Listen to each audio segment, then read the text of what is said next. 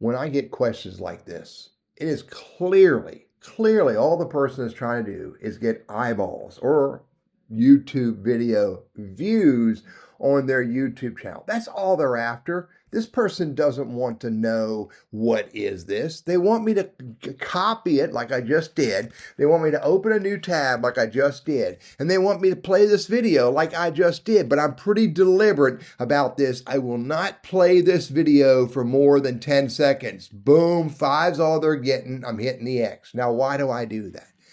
They're trying to get views on their video. And this is a pathetic way to get views on your video. If you really honestly wanted the right people to look at your videos so that more of those people will look at more of your videos, you would tell us what the video is all about and not drop it in a Quora question. You might drop it in a Quora answer. You might drop it in a Quora post. You might post it on LinkedIn or Facebook or Twitter or some other place. Put it in Medium or Tumblr, or put it in Stackable. Any place where you can tell the viewer what it is, and you can get people who care about that content to click on it and watch it. And by the way, why do I stop less than 10 seconds? Because it doesn't count as a view unless I watch it for 30 seconds. And I didn't give that person this satisfaction.